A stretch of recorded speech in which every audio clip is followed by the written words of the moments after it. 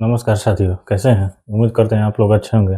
पिछले वीडियो में हम लोगों ने देखा था प्रमुख राष्ट्रीय और अंतर्राष्ट्रीय संगठन का पार्ट 1 वीडियो, जिसमें हम लोगों ने 20 प्लस संगठन को डिस्कस किए थे। आज हम लोग उसका पार्ट 2 लेकर आए हैं, ठीक? और आज ये पार्ट 2 खत्म हो जाएगा, मतलब राष्ट्रीय और अंतर्राष्ट्रीय संगठन खत्म हो जाएगा। इसके बाद हम लोग एक नए टॉपिक के ऊपर चर्चा करेंगे, ठीक है? तो चलिए आज हम लोग देखते हैं पहले पॉइंट के ऊपर DRDO। अब आज हम लोग अधिकतर राष्ट्रीय संगठन के बारे में चर्चा करेंगे। डीआरडीओ का मतलब defence research and development organisation. Defence research and development organisation. DRDO की स्थापना कब हुई थी? तो 1 जनवरी 1958, 1958 को। इसका हेडक्वार्टर कहाँ है डीआरडीओ का? नई दिल्ली। और डीआरडीओ का मोटो क्या है? मोटो यानी इसका आदर्श वाक्य तो बलस्यम मूलम विज्ञानम, अर्थात इसको इंग्लिश में क्या कहेंगे? Strength origin is in science. ठीक है। डीआरडीओ के वर्तमान अध्यक्ष कौन है? तो समीर वी कामत डीआरडीओ का वर्तमान अध्यक्ष। और डीआरडीओ के पहले अध्यक्ष कौन थे? फर्स्ट अध्यक्ष डीआरडीओ के तो DS कोठारी यानी दौलत सिंह कोठारी डीआरडीओ के पहले अध्यक्ष थे। ठीक है। डीआरडीओ के बारे में हम लोग इतना जानकारी प्राप्त किया। आगे देखते हैं इसरो का full form Indian space research organisation. इसकी स्थापना कब हुई थी? तो 15 अगस्त 1969 को। इसका हेडक्वार्टर कहाँ है? इसरो का हेडक्वार्टर कहाँ है? तो बेंगलुरु। और इसरो के वर्तमान में अध्यक्ष कौन है? वर्तमान अध्यक्ष इसरो के तो वी नारायणन इसरो का वर्तमान। ये कितने नंबर के अध्यक्ष हैं? आप लोग कमेंट करके बताइएगा। ये इसरो के चेयरमैन जो ये कितने नंबर के? और इसरो के पहले चेयरमैन कौन थे? तो विक्रम साराभाई। इसरो के पहले अध्यक्ष कौन थे? तो विक्रम साराभाई। इसलिए भारत में अंतरिक्ष कार्यक्रम का जनक किसे कहते हैं? भारत में अंतरिक्ष कार्यक्रम के जनक विक्रम साराभाई को कहते हैं। और कमेंट में आप लोग बताइएगा इसरो के वर्तमान अध्यक्ष जो है वी नारायण, ये कितने नंबर के अध्यक्ष हैं? आगे हम लोग देखते हैं बार्क का फुल फॉर्म क्या हुआ? Bhabha atomic research centre. BARC की स्थापना कब हुई थी? तो 3 जनवरी 1954 को। 3 जनवरी 1954 को बार्क की स्थापना। कहाँ हुई थी बार्क की स्थापना? इसका मुख्यालय कहाँ है? बार्क के मुख्यालय तो ट्रॉम्बे महाराष्ट्र में। और भारत में ये परमाणु कार्यक्रम के जनक कौन है? भारत में परमाणु कार्यक्रम के जनक कौन है? तो होमी जहांगीर भाभा भारत में परमाणु कार्यक्रम के जनक। और भारत में अंतरिक्ष कार्यक्रम के जनक विक्रम साराभाई। भारत में परमाणु कार्यक्रम के जनक होमी जहांगीर भाभा। इतना हम लोग देख लिए। आगे हम लोग फिर देखते हैं। चलिए हम लोग आगे देखते हैं। SDSC यानी सतीश धवन स्पेस सेंटर। आप लोग राइटिंग मत जाइएगा, आप लोग नोट डाउन करते रहिएगा। सतीश धवन स्पेस सेंटर ये कहाँ है? तो श्रीहरिकोटा। सतीश धवन स्पेस सेंटर श्रीहरिकोटा आंध्र प्रदेश में है। और यहाँ से क्या लॉन्च होता है? तो सैटेलाइट लॉन्चिंग सिस्टम यानी उपग्रह को लॉन्च किया जाता है श्रीहरिकोटा आंध्र प्रदेश से। ठीक। और ये किस झील के किनारे स्थित है? सतीश धवन स्पेस सेंटर तो पुलिकट झील जो कि आंध्र प्रदेश में स्थित है। ठीक है। अगला VSSC Vikram Sarabhai space centre. Vikram Sarabhai space centre ये कहाँ है? विक्रम साराभाई स्पेस सेंटर तो केरल के तिरुवनंतपुरम में। ठीक है। और यहाँ पर क्या निर्माण होता है, तो जितने भी रॉकेट हैं, जितने भी रॉकेट के लिए प्रक्षेपण यान यानी लॉन्चिंग व्हीकल, प्रक्षेपण यान, और जितने भी कृत्रिम ग्रह हैं, आर्टिफिशियल प्लैनेट, कृत्रिम ग्रहों का निर्माण यहाँ पर होता है, विकास होता है। ठीक, और अगला हम लोग देखते हैं नासा। नासा का full form national aeronautics and space administration. National aeronautics and space administration. NASA का हेडक्वार्टर कहाँ है, तो वाशिंगटन डीसी। नासा का हेडक्वार्टर वाशिंगटन डीसी यानी यूएसए में। और नासा के अभी वर्तमान में अध्यक्ष कौन है, अभी वर्तमान में नासा के अध्यक्ष कौन है, नासा के वर्तमान अध्यक्ष तो जेरेड इसाकमैन, ये नासा के वर्तमान में अध्यक्ष है। ठीक है, आप लोग ये कमेंट करके बताइएगा कि वाशिंगटन डीसी किस नदी किनारे स्थित है। चलिए अब आगे हम लोग देखते हैं, चलिए अब आगे का पॉइंट हम लोग देखते हैं। पूछेगा भारत मिसाइल कार्यक्रम के जनक कौन है, भारत मिसाइल कार्यक्रम के जनक तो APJ अब्दुल कलाम। भारत मिसाइल कार्यक्रम के जनक कौन है, APJ अब्दुल कलाम। भारत में अंतरिक्ष कार्यक्रम के जनक कौन है, तो विक्रम साराभाई। भारत में अंतरिक्ष कार्यक्रम के जनक विक्रम साराभाई। पूछेगा भारत में परमाणु ऊर्जा कार्यक्रम के जनक कौन है, तो होमी जहांगीर भाभा। होमी जहांगीर भाभा भारत में परमाणु ऊर्जा कार्यक्रम के जनक। आप लोग कमेंट करके बताइएगा कि APJ अब्दुल कलाम को भारत रत्न कब प्राप्त हुआ था। ठीक है, चलिए अब आगे देखते हैं G7। G7 क्या है, तो ग्रुप ऑफ 7, ये 7 देशों का यानी विकसित देशों का एक संगठन है, इसे कहते हैं G7 शॉर्टकट में। इसकी स्थापना कब हुई थी, 1975 में। कहाँ हुई थी, जर्मनी में। ये G7 और G20 जो है संगठन, इसका कोई स्पेशल हेडक्वार्टर नहीं है। ठीक है, बस इसकी स्थापना 1975, हेडक्वार्टर जर्मनी। G7 में सदस्य देश कौन कौन से हैं, तो G7 में कुल सदस्य देश हैं 7। सदस्य देशों की कुल संख्या कितनी है, 7। और ये 7 सदस्य देशों का ट्रिक क्या है, तो GF जूस यानी गर्लफ्रेंड को जूस पिलाना है। ठीक है, GF जूस। जी से क्या हुआ, तो Germany. G for Germany. F for क्या हुआ, फ्रांस। फिर J फॉर क्या हुआ, तो जापान। U फॉर क्या हुआ, USA। I फॉर क्या हुआ, आप लोग बताइए, I फॉर इटली हुआ कि I फॉर इंडिया हुआ, तो I फॉर इटली हुआ। G7 में इंडिया सदस्य देश नहीं है। C फॉर क्या हुआ, कनाडा। और फिर E फॉर क्या हुआ, तो इंग्लैंड। G7 में 7 सदस्य देश, उसकी ट्रिक है GF जूस। G से जर्मनी, F से France, J for Japan, U for USA, I for Italy, C for Canada, E for England. ठीक, अब आगे देखिए G20 की स्थापना कब हुई थी, 1999 में। ठीक, और इसका भी कोई हेडक्वार्टर नहीं है। ठीक, G20 में कुल कितने सदस्य देश हैं, कुल सदस्य देशों की संख्या G20 में, कुल सदस्य देश कितने हैं G20 में, तो टोटल 21। अब आप लोग बोलिएगा कि नाम है G20 और सदस्य देश हैं 21, ये कैसे, तो भारत में जो वर्ष 2023 में जो G20 का मीटिंग हुआ था ना, तो उसी में अफ्रीकन यूनियन को G20 के 21वें सदस्य देश के रूप में चुना गया था। अफ्रीकी संघ जो है उसको G20 के 21वें सदस्य देश के रूप में चुना गया। तो अब G20 नाम से जाना जाएगा G20 ही, लेकिन पूछेगा G20 में कुल सदस्य देश की संख्या, तो 21। ठीक है, इसको नोट डाउन करिए, तब तक हम लोग आगे देखते हैं। चलिए अब हम लोग आगे का पॉइंट देखते हैं। BCCI का फुल फॉर्म क्या हुआ, board of control for cricket in India. Board of control for cricket in India, BCCI का फुल फॉर्म। इसकी स्थापना कब हुई थी, BCCI की स्थापना 1928 में। ठीक, और इसका हेडक्वार्टर कहाँ है, तो वानखेड़े स्टेडियम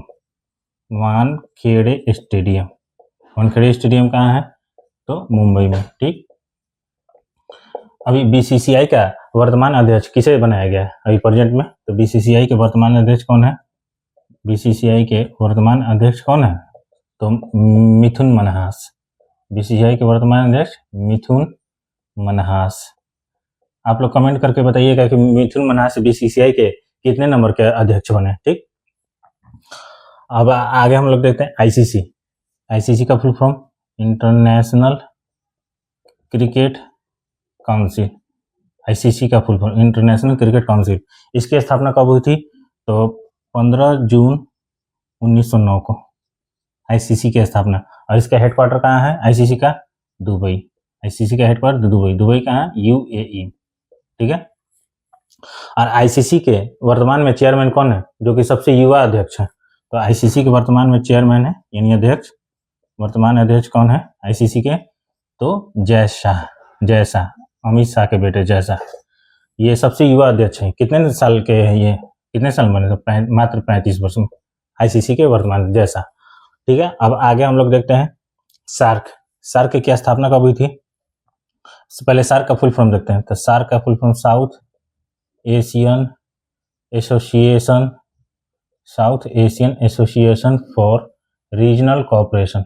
आप लोग मेरे राइटिंग पर मत जाइएगा, इसलिए मैं बार बार बोल रहा हूँ। Cooperation, cooperation, South Asian association for regional cooperation. SAARC की स्थापना कब हुई थी?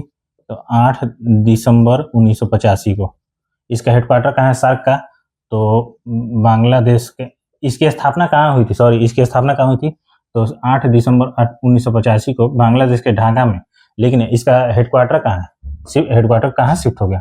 तो सार्क का हेडक्वार्टर नेपाल के काठमांडू में, नेपाल की राजधानी काठमांडू। ठीक है। सार्क में कुल सदस्य देशों की संख्या कितनी है? तो सार्क में कुल सदस्य देश 8 है। सार्क में कुल सदस्य देश की संख्या कितनी है? 8। ये 8 सदस्य देश की ट्रिक क्या है? तो MBBS pen, MBBS pen. M से, सार्क में एम से क्या हुआ? तो मालदीव। सार्क में एम से मालदीव। बी से क्या हुआ? तो भूटान। फिर बी से क्या हुआ? तो बांग्लादेश। फिर एस से क्या हुआ? Sri Lanka. MBBS, Maldives, Bhutan, Bangladesh, Sri Lanka. Pen, P से क्या हुआ? तो पाकिस्तान। ए से क्या हुआ? अफगानिस्तान, अफगानिस्तान। आई से क्या हुआ? तो इंडिया, इंडिया ये भारत। और फिर एन से क्या हुआ? नेपाल। ठीक है। इतना हम लोग इसका डिटेल में एनालिसिस। और ये बताइए कि बीसीसीआई के वर्तमान अध्यक्ष मिथुन मन्हास है। तो बीसीसीआई के वर्तमान सचिव कौन है? सेक्रेटरी, वर्तमान सचिव। तो वर्तमान सचिव हैं देवजीत सैकिया। बीसीसीआई के वर्तमान सचिव देवजीत सैकिया और मिथुन मन्हास। ये लोग आप कमेंट करके बताइए मिथुन मन्हास कितने नंबर के अध्यक्ष हैं। चलिए इतना नोट डाउन करिए ताकि हम लोग आगे का पॉइंट देखें। चलिए दोस्तों आगे का पॉइंट हम लोग देखते हैं। बिम्स्टेक। बिम्स्टेक का फुल फॉर्म क्या है? तो बहुत लंबा है, ये मैं लिख नहीं रहा हूँ, सिर्फ बोल रहा हूँ। Bay of Bengal Initiative for Multi Sectoral Technical and Economic Cooperation. एक बार फिर बोल रहा हूँ, Bay of Bengal Initiative for Multi Sectoral Technical and Economic Cooperation. ठीक है। बिम्स्टेक की स्थापना कब हुई थी? तो 6 जून 1997 को, 6 जून 1997। बिम्स्टेक की स्थापना किस घोषणा पत्र से हुई थी? तो बैंकॉक घोषणा पत्र, बैंकॉक घोषणा पत्र से इसकी स्थापना हुई थी। ठीक है। बिम्स्टेक में सदस्य देशों की कुल संख्या कितनी है?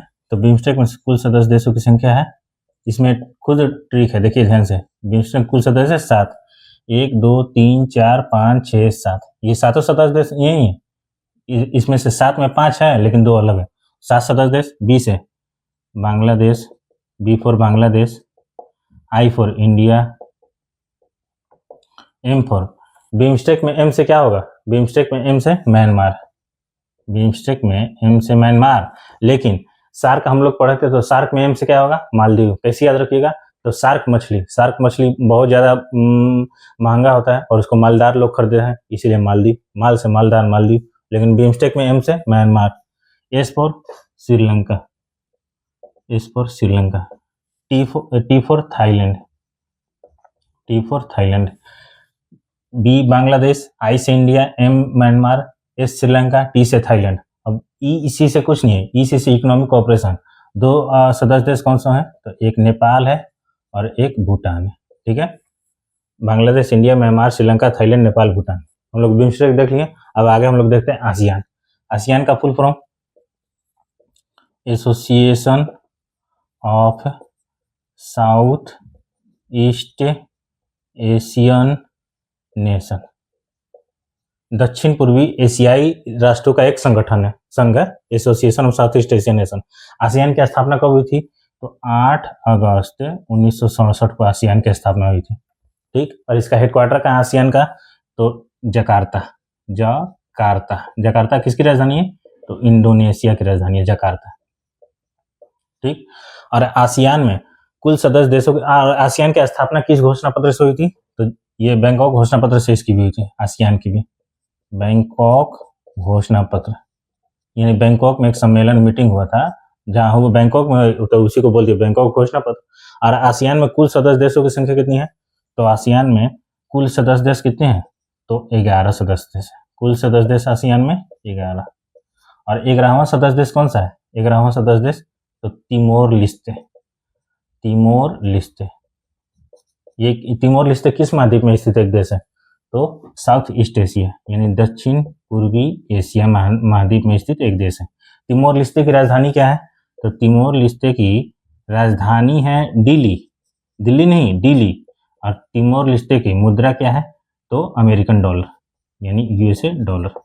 तिमोर लिस्ते दक्षिण पूर्वी एशियाई जो महाद्वीप है उसका एक देश है जिसकी राजधानी है दिल्ली और मुद्रा है यूएसए यानी अमेरिकन डॉलर। और कुल सदस्य देश 11। एडीबी एशियन डेवलपमेंट बैंक, एशियाई विकास बैंक जिसे बोलते हैं एशियन डेवलपमेंट बैंक। ठीक, इसकी स्थापना कब हुई थी एडीबी की? तो 19 दिसंबर 1966 को इसकी स्थापना हुई थी। ठीक, इसका हेडक्वार्टर कहाँ है एडीबी का? एडीबी का हेडक्वार्टर कहाँ है? तो मनीला, फिलीपींस की राजधानी मनीला में इसका हेडक्वार्टर का है। आप लोग मनीला से याद पूछा जाए कि मनीला में और किस चीज़ का हेडक्वार्टर है? तो अंतर्राष्ट्रीय चावल अनुसंधान केंद्र, मनीला में अंतर्राष्ट्रीय चावल अनुसंधान केंद्र। ठीक है, आप लोग कमेंट करके बताइएगा कि राष्ट्रीय चावल अनुसंधान केंद्र कहाँ स्थित है। मैंने तो अंतर्राष्ट्रीय चावल अनुसंधान केंद्र बता दिया, फिलीपींस के मनीला में, जहाँ एडीबी का भी हेडक्वार्टर है। आप लोग का कमेंट करना है कि राष्ट्रीय चावल अनुसंधान केंद्र कहाँ स्थित है। एडीबी में कुल सदस्य देश कितने हैं? एडीबी में कुल सदस्य देश कितने हैं? तो टोटल सदस्य देश है 69। और सबसे लेटेस्ट मेंबर कौन है? 69वां नंबर का सदस्य देश, सबसे लेटेस्ट सदस्य देश तो अल्जीरिया। ठीक है, ये कब शामिल हुआ था? तो 2024 में। चलिए इसको आप लोग नोट डाउन करिए, तब तक हम लोग आगे का देखते हैं। चलिए अब हम लोग आगे का पॉइंट देखते हैं। ब्रिक्स का फुल फॉर्म क्या हुआ? तो Brazil, Russia, India, China, South Africa. Brazil, Russia, India, China, South Africa यानी 5 ये देशों का एक संगठन है जिसे कहते हैं ब्रिक्स। ब्रिक्स में की पहली बैठक कब और कहाँ हुई थी? ब्रिक्स की पहली बैठक जो है, पहली मीटिंग कब हुई थी? तो 2009 में। कहाँ हुई थी? तो येकाटेरिनबर्ग कहाँ है? तो रूस में। ठीक, और ब्रिक्स में कुल सदस्य देश कितने हैं? शुरुआत में जब गठित हुआ था तो 5 सदस्य देश हैं। ठीक, लेकिन वर्तमान में सिर्फ कितने सदस्य देश हैं? तो वर्तमान में सदस्य देश हैं 10 ब्रिक्स में। वर्तमान सदस्य देश टोटल हैं 10, जिसमें से 5 पहले से हैं। 4 सदस्य देश कौन कौन जुड़े हैं? तो 2024 में 4 सदस्य देश जुड़े थे। 24 में 4 सदस्य देश। कौन कौन 4 सदस्य देश जुड़े थे? तो मिस्र, इथियोपिया, यूएई और ईरान। तो 5 और 4 9। ठीक, और 2025 में एक और सदस्य देश जुड़ा। 2025 में शामिल हुआ एक सदस्य देश कौन है? तो इंडोनेशिया। तो 5 6 7 8 9 और ये 25 में 10वां सदस्य इंडोनेशिया। तो ब्रिक्स में कुल सदस्य 10। ब्रिक्स की जो संगठन है, इसकी संकल्पना किसने दी थी? ये संगठन को स्थापित की संकल्पना किसने दी? आप लोग इसका आंसर कमेंट में जरूर से जरूर दीजिएगा। चलिए अब आगे देखते हैं एससीओ, संघाई कोऑपरेशन ऑर्गेनाइजेशन। संघाई कोऑपरेशन ऑर्गेनाइजेशन। ठीक, एससीओ की स्थापना कब हुई थी? तो 2001 में। इसका हेडक्वार्टर कहाँ है एससीओ का? तो चीन के राजधानी बीजिंग में इसका हेडक्वार्टर। एससीओ में कुल सदस्य देश कितने हैं? एससीओ में कुल सदस्य देश कितने हैं अभी वर्तमान में? तो इसमें भी 10 सदस्य देश हैं एससीओ में। शुरुआत में 5 सदस्य देश हैं, और शुरुआत में कौन कौन थे 5 सदस्य देश? तो चीन, रूस, किर्गिस्तान, कजाकिस्तान, चीन, रूस, किर्गिस्तान, कजाकिस्तान, और एक है चीन, रूस, किर्गिस्तान, कजाकिस्तान, और एक है आपको ताजिकिस्तान। ठीक, ये 5 सदस्य देश हो गया। और ये छठा सदस्य देश के रूप में कौन जुड़ा एससीओ में? तो छठा सदस्य देश के रूप में जुड़ा उज्बेकिस्तान। छठा एससीओ में भारत और पाकिस्तान 7वें और 8वें सदस्य देश के रूप में कब जुड़े? इसका आंसर आप लोग कमेंट में देंगे। 7वां भारत, 8वां पाकिस्तान। भारत पाकिस्तान। एससीओ में 9वां सदस्य देश कौन है? तो एससीओ का 9वां सदस्य देश है ईरान, ये 9वें नंबर का है। और एससीओ का 10वां सदस्य देश कौन सा है? तो बेलारूस, ये एससीओ का सबसे लेटेस्ट मेंबर है। मैंने कमेंट में आप लोग से आंसर पूछा है कि एससीओ संगठन में भारत और पाकिस्तान कब शामिल हुए थे। ठीक, आगे देखते हैं आईएसए, इंटरनेशनल सोलर अलायंस, यानी अंतर्राष्ट्रीय सौर गठबंधन। इसका काम क्या है? पूरे विश्व स्तर पर सौर ऊर्जा के विकास को बढ़ावा देना, इस आईएसए का काम है। ठीक, आईएसए की स्थापना कब हुई थी? तो वर्ष 2015 में कोप 21 सम्मेलन के दौरान, कोप कॉन्फ्रेंस ऑफ पार्टीज, कोप 21 सम्मेलन के दौरान हुई थी 15 में। ये किस देश की सहायता से स्थापित हुआ था आईएसए? तो फ्रांस देश की सहायता से, फ्रांस की सहायता से। किस सम्मेलन में? कॉप 21 सम्मेलन में, कब? 2015 में। अभी वर्तमान में आईएसए में कुल सदस्य देश कितने हैं? वर्तमान में आईएसए में कुल सदस्य देश कितने हैं? कुल टोटल मेंबर, तो टोटल मेंबर है 107। 107वां नंबर का सदस्य देश कौन सा है? 107वां जो सदस्य देश है ये कौन है? तो मोल्डोवा है। मोल्डोवा। मोल्डोवा किस महाद्वीप में स्थित एक देश है? तो मोल्डोवा जो है यूरोप महाद्वीप में स्थित एक देश है। मोल्डोवा की राजधानी क्या है?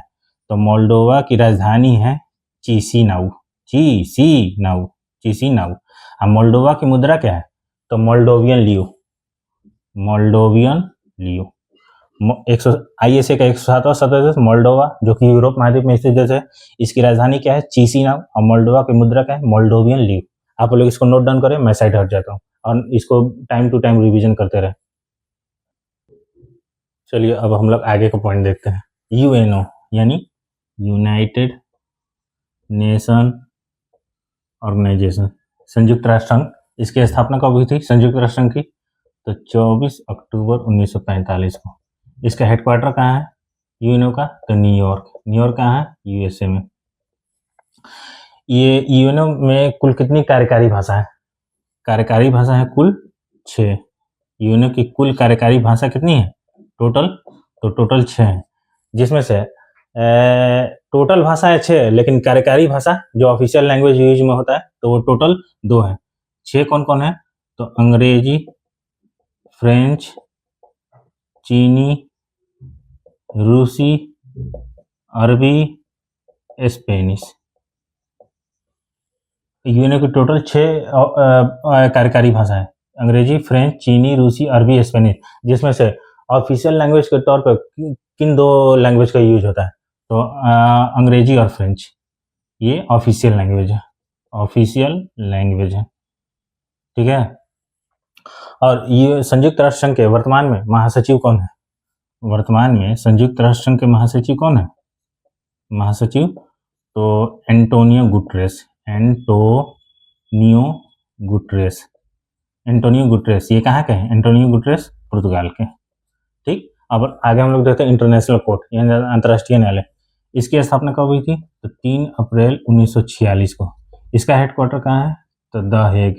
द हेग कहाँ है? तो नीदरलैंड, नीदरलैंड। आप लोग कमेंट करके बताइएगा कि नीदरलैंड की राजधानी क्या है। ठीक, इंटरनेशनल कोर्ट के वर्तमान में मुख्य न्यायाधीश कौन है?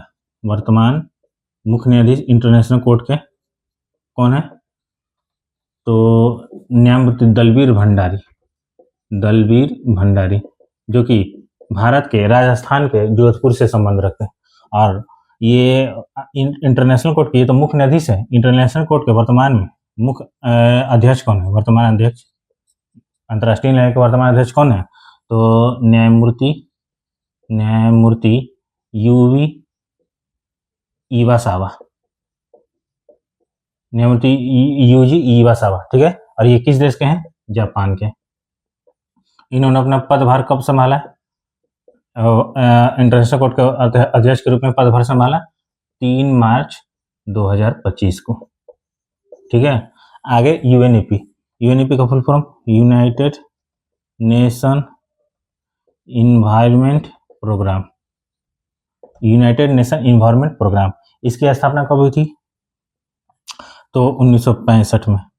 यूएनईपी संयुक्त राष्ट्र पर्यावरण कार्यक्रम की स्थापना 1965 में हुई थी और इसका हेडक्वार्टर कहाँ है? तो नैरोबी केन्या में इसका हेडक्वार्टर है, नैरोबी केन्या। ठीक, इसीलिए विश्व पर्यावरण दिवस प्रतिवर्ष कब मनाते हैं? विश्व पर्यावरण दिवस प्रतिवर्ष कब मनाते हैं? तो 5 जून। क्यों? कि 5 जून 1972 को, सॉरी ये मिस्टेक से गलत ली, UNEP United Nation Environment Programme की स्थापना 1972 में कहाँ हुई थी? तो स्वीडन के राजधानी स्टॉकहोम में। स्टॉकहोम किसकी राजधानी है? स्वीडन की। ठीक, और ये पहली बार विश्व पर्यावरण दिवस कब मनाना शुरू हुआ? तो 5 जून 1974 से विश्व पर्यावरण दिवस मनाना शुरू हुआ। इसलिए प्रतिवर्ष विश्व पर्यावरण दिवस कब मनाते हैं? 5 जून को। वर्ष 2025 में विश्व पर्यावरण दिवस की थीम क्या है? आप लोग इसका कमेंट में आंसर दीजिएगा। तब तक मैं साइड हट जाता हूँ, आप लोग इसको नोट डाउन करके टाइम टू टाइम रिवीजन करते रहें। चलिए अब हम आगे का पॉइंट देखते हैं। यूएनडीपी का full form United Nation development programme. ठीक, इसकी स्थापना कब हुई थी यूएनडीपी की? तो 1965 में। इसका हेडक्वार्टर कहाँ है यूएनडीपी का? तो न्यूयॉर्क यानी अमेरिका। ठीक, और यूएनडीपी जो है एक रिपोर्ट जारी करता है हर साल। कौन सा रिपोर्ट? तो HDI index report, human development index report. ठीक, ये रिपोर्ट कितने आधार पर जारी किया जाता है HDI रिपोर्ट? तो इसके 3 आधार है इस रिपोर्ट को जारी करने के। 3 आधार क्या क्या है? तो पहला है शिक्षा, दूसरा है प्रति व्यक्ति आय, और तीसरा है जीवन प्रत्याशा। शिक्षा, प्रति व्यक्ति जीवन प्रत्याशा का मतलब कि कोई भी व्यक्ति उसके जीने का उम्र कितने में एवरेज कितना है, चाहे वो महिला हो पुरुष हो। दूसरा वर्ल्ड बैंक का स्थापना कब हुई थी? वर्ल्ड बैंक इसकी स्थापना कब हुई थी? तो 27 दिसंबर 1945 को। और ये इसका हेडक्वार्टर कहाँ है वर्ल्ड बैंक का? तो वाशिंगटन डीसी। ठीक, ये वर्ल्ड बैंक जो है ये किस सम्मेलन के दौरान स्थापित हुआ था? तो ब्रेटन वुड